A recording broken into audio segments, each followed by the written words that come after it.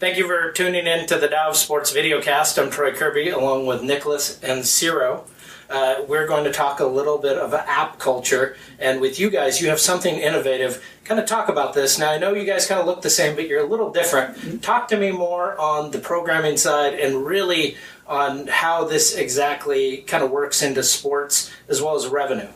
Okay, so we have created 2 years ago a solution of data management in France.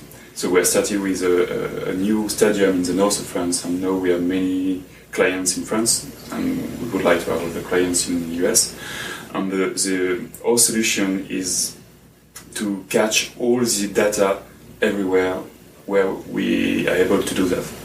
And we use, in fact, we are data plumbers, because we are a B2B solution, so we don't deploy any mobile application, website, but we're just there to catch the data, to put the data we want to share in the repository, the data we want to analyze in data warehouse, and we give the data to create value to everybody who need the data. Correct. Okay. And then that goes into like a mobile app situation to where they actually take from the user, they have the ability to really understand if they're a sports team, what exactly the user wants, what exactly the user needs in terms of concessions, other ancillaries, including tickets, correct? Yes, exactly. The idea is to be able to deliver the best message or the best service to the best guy at the best place at the best time. So the idea is to be able to catch information from ticketing system, access control, Wi-Fi, iBeacon, cash desk, everywhere on each system you use with your card, with your loyalty card, your payment card and everything. We catch these information to analyze what you are doing. But the idea is not to do that every hour or every day or every month. It's each second. To be able to create value because we accelerate the translation and the exchange of data, to be sure that we have a relevant discussion with you at the best time of the event. Usually we say managing a stadium, it's like to welcome a small town, a small population town in few hours. So how I can catch all information during this time and to be clever in discussions with the customer. So. Now, Nicholas, one of the problems that we've had here in the U.S. is our stadia. Our stadia is really built not for a mobile kind of environment, but really when you're looking at some of the new Wi-Fi capabilities that are coming out with some of the smart stadiums, how is this going to blend that to where it's really going to develop so you can actually capture all the information you need? Yeah, in fact, we don't use Wi-Fi just to give an internet access to the customer, but it's to provide a specific content. When you have the mobile application on your smartphone, you connect to the Wi-Fi, and we know that, and we are able to give you the good information. The Wi-Fi is also useful for geolocate, to know that you are in this area and you are close to a bar, close to a box, close to a service. So that's why it's quite interesting to have the Wi-Fi in the stadium. How do you make sure that the app is usable? I mean, it's one thing to say, yeah, it's just going to be the thing that captures all, but you really have to make sure that every single component of a person's experience when it comes to downloading that really fits in it. Otherwise, it's just going to be deleted. Yeah. The idea is we work a lot with marketing guys and also with IT people to know exactly what is the dream, marketing dream, and what is the reality and what we can do with the applications and everything which are also already in the stadium. But the experience is you can do a lot of things if you exchange properly data with existing systems. It's very interesting to walk around iBeacon, but the first device which is interesting to know people, it's the access control, for example, because I know at what time you are coming to the stadium, and perhaps because you come 2 or 1 hour before the kickoff, I will provide you some services that don't give that to other, So it's important to be honest and to do with what you have. And there is a lot of things and a lot of dreams around iBeacon, new technology, but it's very important to have data from your existing system. And usually with our first client, we speak about small success, but very interesting success. How I can have a very good dashboard or a very good report automatically every day after the match, after the event, and I don't take one day to catch information and to provide my best report. So this is the beginning of the story about data management, and if you do that properly at the beginning, you're able to accelerate the exchange, accelerate the relationships, and like we said, after you create value because you are in real-time discussion with your customer. And like we said, usually CRM now is a trade. You know me, I know you, I wanted to know, for example, what is the brand of your car. And for that, I will give you 30 minutes of parking free.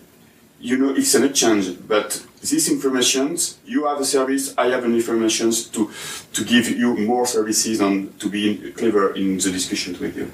So when it comes to data management, one of the things that will always come up is trust, cybersecurity, and understanding. And I'm using the Apple My Passport. I know they're not going to just give my credit card to anybody. Yeah. How do you ensure that trust so that people really trust an app or the data management behind the app to ensure that it doesn't feel like this is just a fly-by-night thing? How does that really work? In fact, in the data management, we have many data, but we don't keep information about credit card. So it's information about consumption, orders, customers. So we must secure the data because we don't want that all the data for client will be on the web or in catch by another company. But we don't have very important data or secure. Yes, but the hosting is very important because we have to be able to catch the data during a few times, but we have a lot of data to catch. We say we work a lot with Microsoft, and we say we must open the window during a data storm, and it's what we need to do, and we are using new cloud services to be able to put 10 servers, 20 servers for a few hours, but only 2 servers during the week because there is no event. And it's very important for us, but and because it's there is an impact for the business model also, because you can't afford a big infrastructure only for few hours in a week. So to be able to pay an infrastructure for the only resources you use for hours or few minutes is very important for a business. So from the culture that you come from, which is European culture, they're more of an app-driven culture. It's not like America's where we are more of a telemarketing culture. Sometimes we buy off of the app. How do you kind of make the two meet, and how do you really make that data-driven decision to where the fan really wants to utilize it? Yeah, that's a good question. In Europe, we think that we have very good opportunities with big events like Rugby World Cup or the next European Soccer Championship in 2016, and we do technology jump, in venues in Europe and in France, and we are able, and it's funny because we imagine the IT and the applications in venue like we would like to have. We have less constraints, I think, than in USA or in other countries, because it's the beginning of the story of the IT and smart stadium in France, and we have constraints, but we can have free mind to organize the IT, to organize the architecture, and it's a very good opportunity to have a specific now organization of data on applications, because it's a new market. We have then got big constraints with ticketing system. Each system is used for a specific need, but that's enough. And we exchange with many applications to create this value, and that's very interesting. And also about telemarketing or website or e-commerce solutions. In France, more and more stadium sells tickets online, and it is e-tickets. Print at home, and it is a very good opportunity to know more about ticket holders, and so we don't call a back office to have a ticket in France. You go on the website, you give your name, your information, you order also tickets for your friend. But if you want some point for in your loyalty program, you give the name of your friend. You say if it's a family, if it's your son. So you create relation between customers online, and it is very good opportunity to know who is in the stadium, and it's a new way also to sell tickets online more and more. So when you look at the data-driven decision, the one problem is who's cultivating the data and how are they reading it? Because as much as you can collect, you still have to have somebody that understands data. Is it a re-education from the team side of really understanding how to gauge data and how to use it more effectively? Interesting, because the first guy who is very interesting by the data management is the marketing guy. And we have a meeting with the marketing guy, and he said to his technology guy, "Oh, I think they have a good idea. Can you listen to them?" And the IT guy said, "Oh, another innovative solution. I have meeting like that every day." But we have a disruptive solution, because we catch the data. Like I said, we are plumbers, so we catch the data, we qualify the data, we put it in a right place, just to give the data we catch to other applications they need. And like Cyril said, when we accelerate the flow, we make the information system clearer. It's not when you have a file every day, you can be clever. It's when you have a file behind a cached system every second that you can have a very good discussion with the customer. Yeah. So does that, I think that though from the app side, doesn't it worry you that how do you protect against app fading, which is the idea I download the app, I use it once, and then I delete it. I don't keep it on my phone. How do you make sure that it registers to where people want to keep it on their phone? Yeah, the idea is to use the app phone if you want. Your ticket is also a very good support to know you, because your ticket, you will buy it online, for example. I will give you will give us informations. After that, with your ticket, you come in the stadium in the access control. So I know about your behavioral informations. And after, if I scan your tickets, when you pay a beer or you have a drink in the bar, I can link your name and your customer account with the consumptions. So with data, it's very interesting to use existing systems. But after, you create value with the mobile apps, because you will be able to provide new services with the applications. But you must think about what you will do with your mobile apps. If it's just to have sports information, you have that in newspaper. So I think it's a very good thing to deliver new services. For example, where are the restroom for my children? Where can I find this kind of catering service for my wife? You know, more services with your apps, it's very interesting. And it's interesting also to have specific information in your apps when you are in the stadium and you haven't this information if you are at home. Because usually, and we discuss that with French venues, but also in USA,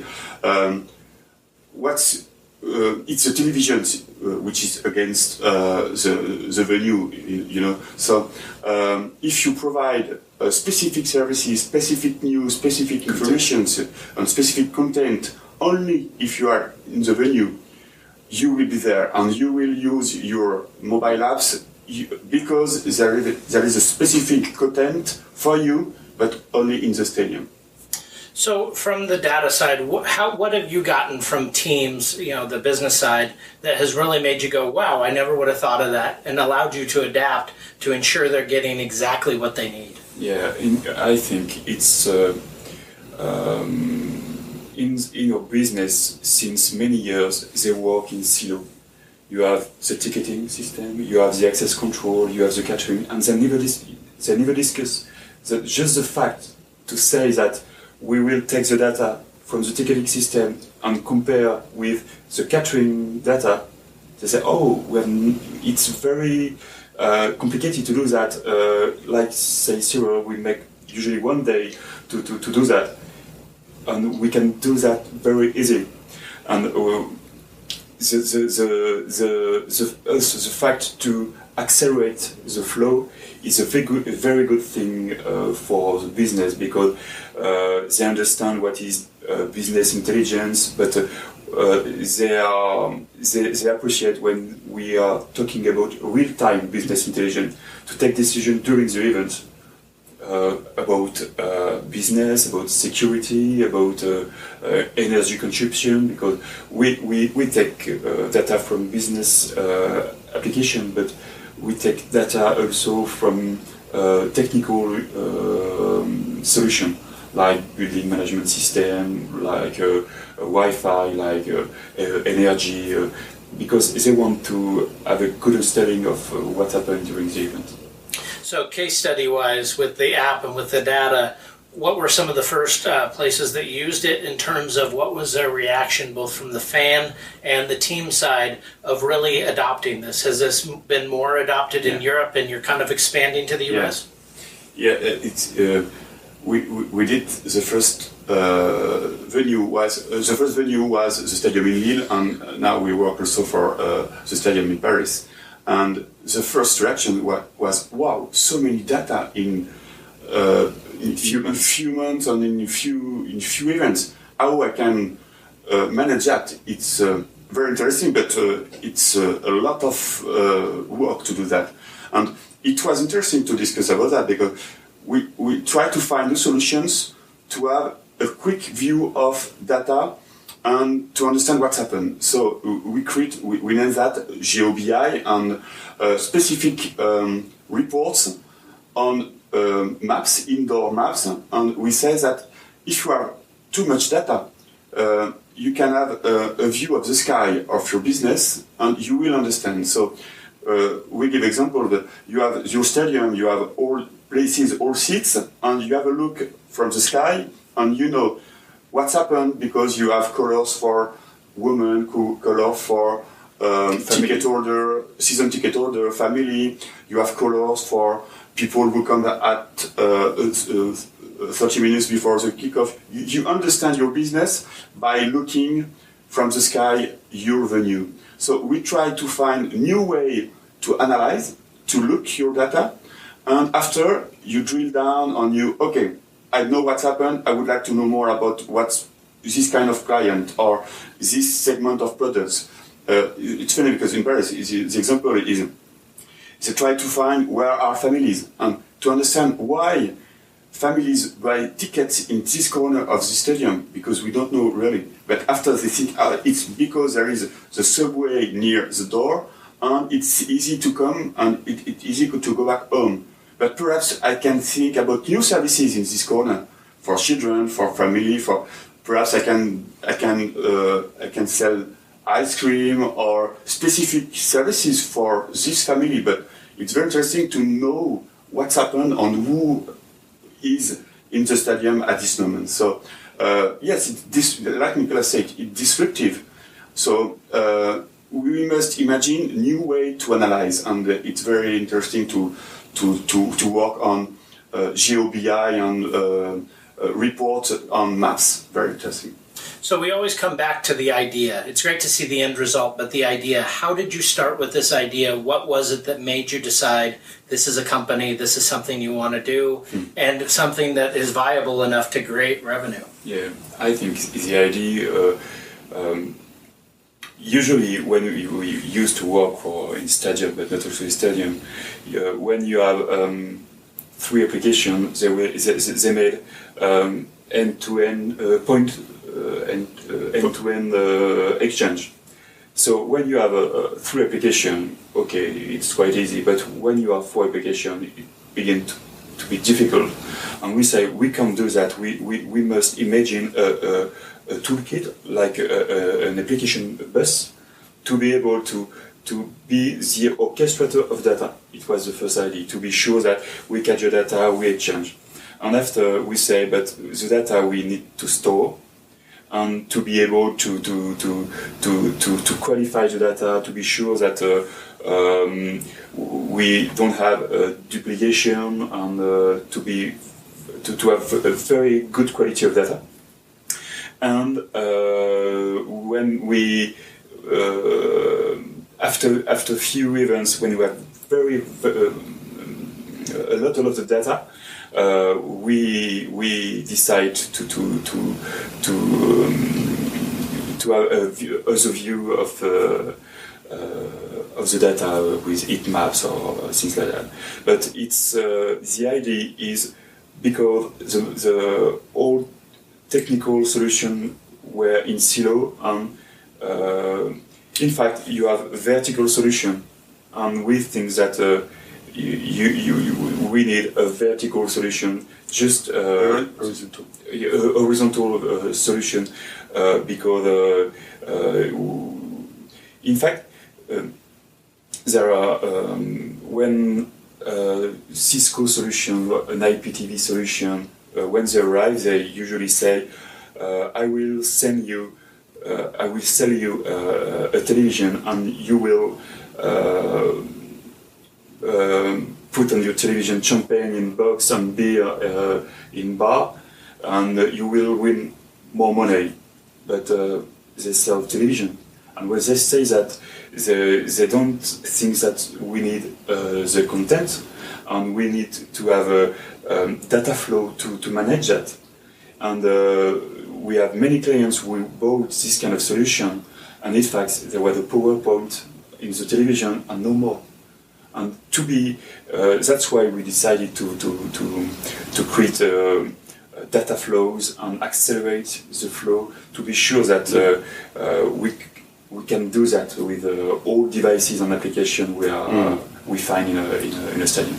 So what has been the progression of the app itself? What does it look like now compared to what it looked like before? Were there a lot of mistakes you made to begin with, and now you've corrected them? Or what really has happened to really kind of develop the app?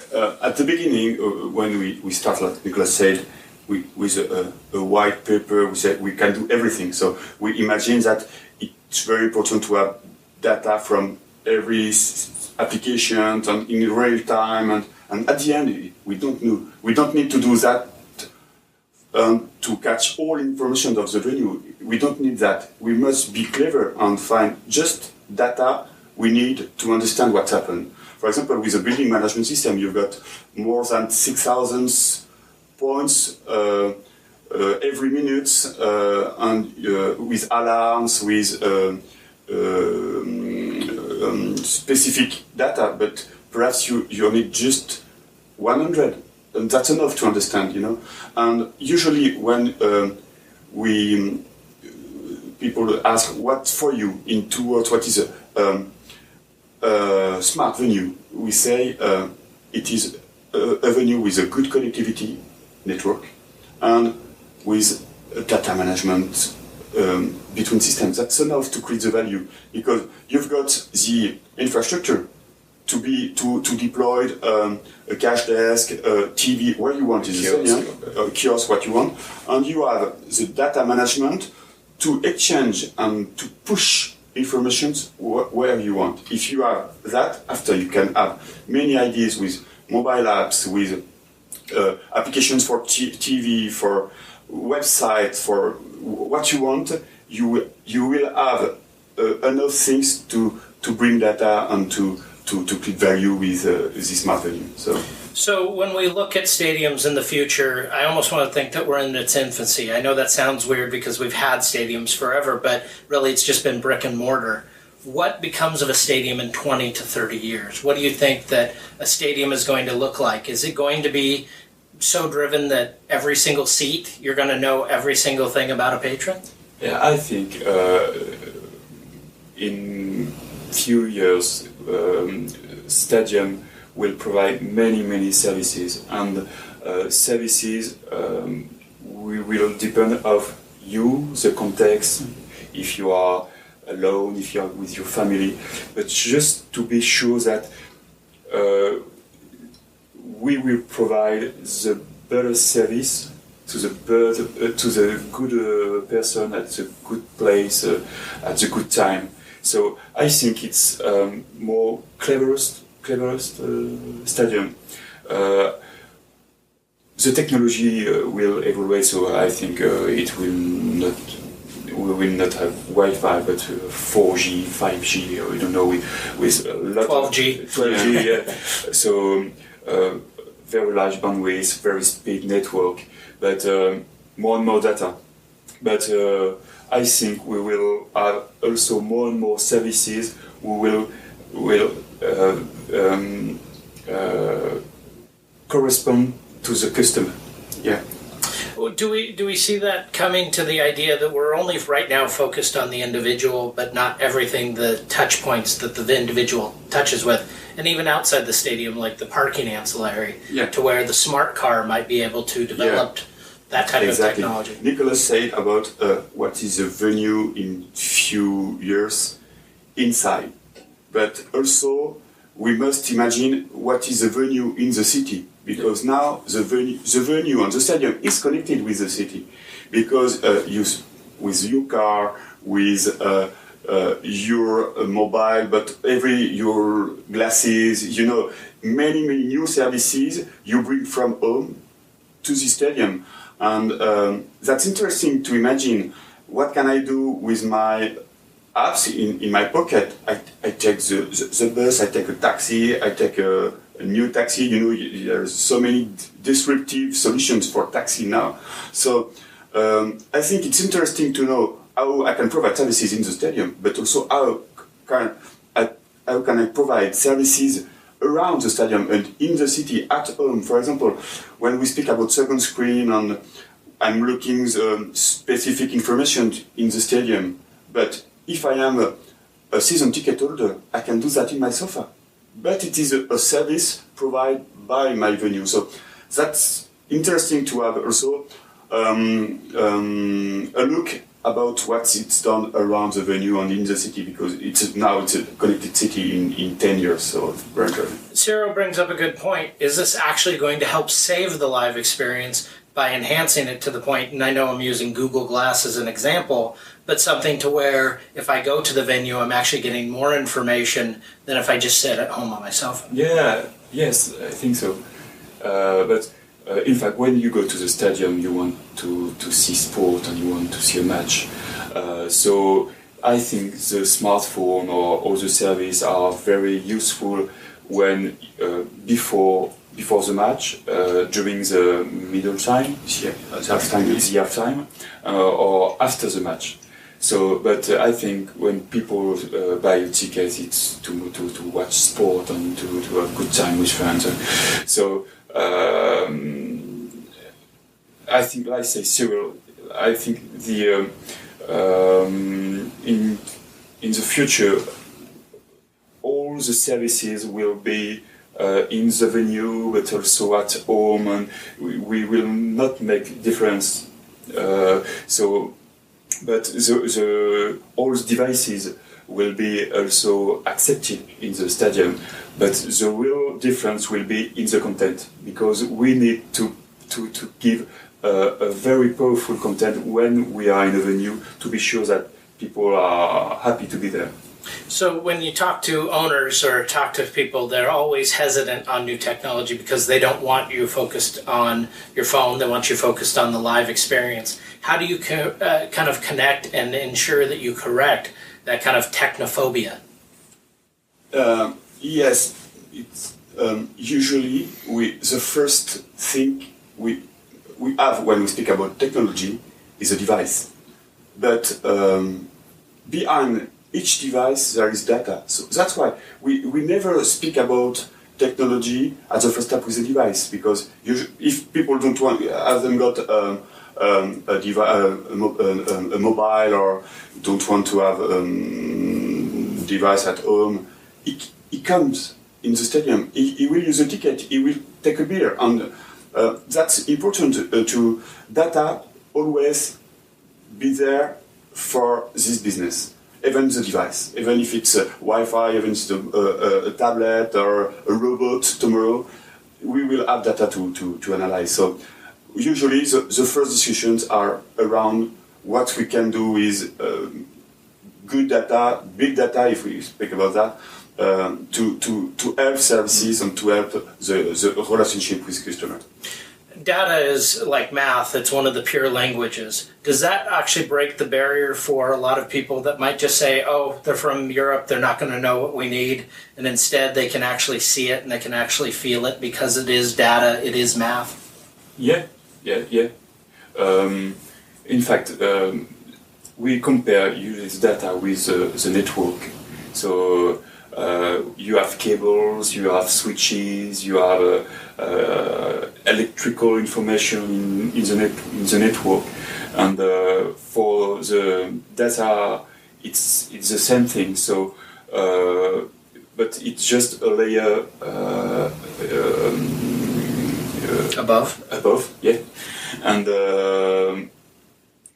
so it's a universal language. When we speak about a ticket in France, it's exactly the same as a ticket in US or in Germany. And when we make specification for different countries or we speak the same language, so it's a universal language. So are there any kind of questions that you have from the teams that you really can't answer at this point, or have they all been really receptive to what you've said, because it is new? Yes, we take today now long time to explain what we are doing by examples. Yeah. And we start usually by we explain our positions, because we discuss about mobile applications, connected system, but we deliver a B2B solution, a data platform, and when our prospect or clients understand that, they say, okay, they deliver that, they provide this platform, and I am free to do many things with our solutions. There is not one business, but many business, because there is a place for every idea on mobile apps, on new ticketing systems, on new way to sell online, because we are under to create the value with the data. So at the beginning of the meetings, like we have now in USA, we must explain that to be sure that it's understood, and after we have very good questions and relations, because they understand that it's the beginning of many business, B2C business, and we provide the B2B platform. With the minor league system here in the US, you have a lot of minor leagues and then some major leagues. Do you actually think it's going to help the smaller teams with a 5,000 to 9,000 seat venue more than it would even somebody who has 90,000 seats, because it allow them to tell who their customers are a lot more refined? I think it will help them. we have the good example in France. We have a big soccer team, and they have money, so they can afford a big data platform and very powerful. But we have also small rugby club in the second league, and they don't have 100 applications, but they are ticketing, they have access control, they have catering systems, they have cash desks, and we provide the same solution, and so they sell less tickets. There are less people in the venue because it's a smaller venue, but they want to understand everything, and when they understand their customers, they are able to give new services, to propose the good price for the ticketing, but also the good price for the catering, and to imagine new services to be able to accept more and more people. So usually with Cyril we take this kind of club as example, because when you take a big venue, a big club, they can afford it because they have money and they want to win more and more. No, we have also a small club. We just want to survive, to keep alive, and to be able to deliver good services and a good experience for the customers. Where do you see your application in the future going? Where do you see it kind of applied, not just with the teams, but in general? What are you going to look at that you're kind of just already starting to kind of feel out? Yeah, two ways. Now we've got a core model which can be applied on other business. So we are working for shopping center, many shopping center in France. We are looking for airports, every building where you can find customers. This is our first model, and we work on this core model to be able to do that. That's the first point. And the second point is it's very interesting to see what's happened with big data. But we say big data represents a macro economy. But if you want to use properly the big data, you must be able to manage your micro economy, because you can't create the link if you don't do that. You've got many information into the cloud, but if you don't know your own information in your venue, you can't use it. We got example. It's very interesting to have the weather, the traffic jam, everything you've got now in big data catalogs. But if you don't know your customers, you don't care. So the future is, I think it's very interesting to work on new connected building, but also how I can manage many new catalogs of data with existing data of your own business. So that is the roadmap now. Well, that's fascinating stuff. Thank you, Nicolas. Yeah, thank you, Cyril. Thank you very much. I'm Troy Kirby with the Dow of Sports Videocast. Great stuff when you're talking about big data, because it's going to change everything. Yeah. Thank you very much. Thank you.